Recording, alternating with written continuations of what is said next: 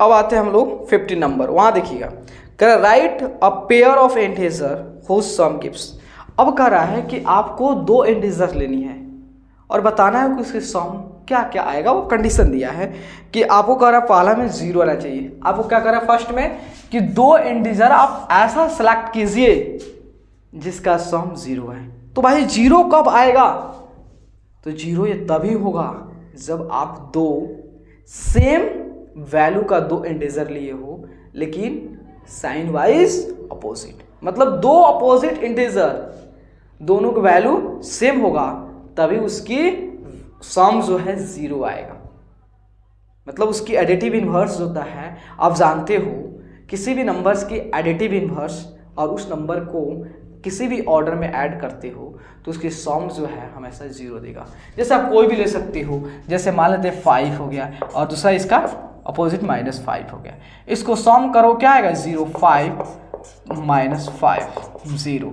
तो ये भी ले सकते हो। मतलब कहने का मतलब कि यही नहीं ले सकते हो, आप कोई भी दो सेम वैल्यू वाला दो अपोजिट इंटीजर ले लोगे और जब उसका सम करोगे तो डेफिनेटली 0 आएगा।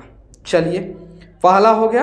अब सेकंड कह रहा है कि हमें नेगेटिव इंटीजर चाहिए। तो भाई नेगेटिव दो इंटीजर का सम नेगेटिव कब होगा?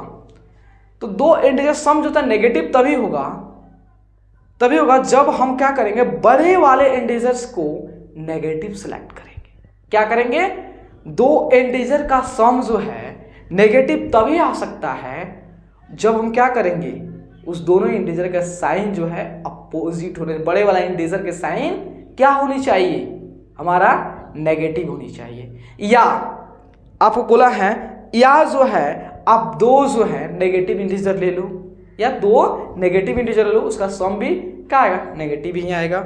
तो चलो तो यहाँ देखिए जैसे हम मान लेते हैं दो केस, यहाँ पे एक क्या कर लो -5 और दूसरा 3, इसको ऐड करो -5 + 3 कितना हो गया -2, या जो है -5 + -3 क्या आ गया -8।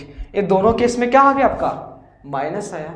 तो आपका हो गया फर्स्ट में जो है ले सकते हो 5 -5, सेकंड में जो कोई ले लो एक -5 या 3 या जो है -5 -3। थर्ड में आते हैं, थर्ड में कह रहा है कि N integer smaller than both the integer. अब कह रहा है कि N integer smaller than both the integer. अब यहाँ पे कह रहा है दोस्त कि हमें दो इंटीजर ऐसी ढूंढनी है जिसका सम करें तो उसकी जो सम जो है उसकी जो रिजल्ट जो है वो दोनों इंटीजर से छोटा आना चाहिए। ये कब संभव है? तो आप जानते हो तभी संभव है आप दोनों इंटीजर को नेगेटिव लोगे, क्योंकि नेगेटिव लोगे तो उसकी वैल्यू तो ऐड हो जाएगा लेकिन उस पर क्या लग जाएगा, माइनस साइन लग जाएगा, जिसके कारण जो है वह दोनों से छोटा हो जाएगा।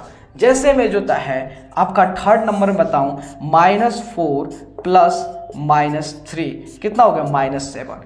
-7 जो है ये 4 और 3 से बड़ा है लेकिन माइनस लगने की वजह से ये -4 और -3 से ये छोटा हो गया।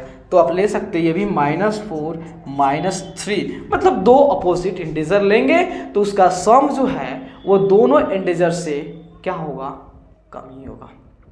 अब फोर्थ नंबर हो गया। हाँ चलिए फोर्थ नंबर आते हैं। फोर्थ नंबर कह रहा है कि N integer greater than both the integer. अब आपको क्या करना है, दो ऐसे इंटीजर चूज करना है कि अगर आप उसका ऐड करते हो तो उसकी सम जो है दोनों इंटीजर से बड़ा होना चाहिए। तो ये कब संभव है? तो आप जानते हो अगर दो पॉजिटिव इंटीजर लेते हो और जब दो पॉजिटिव इंटीजर लोगे तो भाई दोनों पे साइन प्लस लगा होगा, जिससे कारण उसके वैल्यू को ऐड करोगे तो ऑलरेडी उसकी वैल्यू ज़्यादा हो जाएगा और प्लस की वजह से दोनों की वैल्यू उस वाले इंटीजर की वैल्यू जो है इस दोनों इंटीजर से बड़ा हो जाएगा। तो यहाँ पे ले सकते हो आप, यहाँ पे 4 नंबर में आप 4 + 3 7। तो आप जानते हो 7 जो होता है वो 4 और 3 से ग्रेटर है। तो 4 में आप यहीं ले सकते हो 4 और 3, कोई भी ले सकते हो, कोई भी दो पॉजिटिव इंटीजर ले सकते हो, कोई दिक्कत नहीं है। 5 में हो गया N integer smaller than only one of the integer.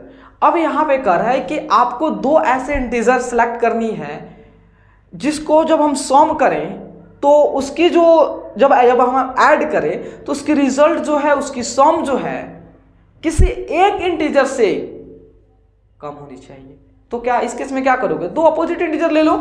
तो कहने का मतलब जो है 5 नंबर में आप जो होता है एक -4 ले लिया और दूसरा 3 ले लिया। चलिए तो -4 + 3 कितना हुआ आपका -1 हो गया, -1 हो गया। तो यहाँ देखिएगा -4 एंड -1 और 3 और -1।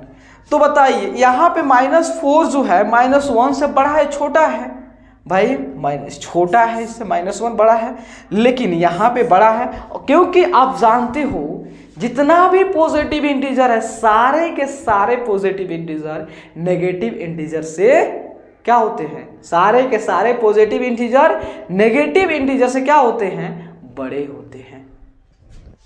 तो इसका मतलब ये भी हो सकता है 5 नंबर में आपका क्या आप ले सकते हो -4 एंड 3 ले सकते हो। तो ये आपका रहा, ठीक है।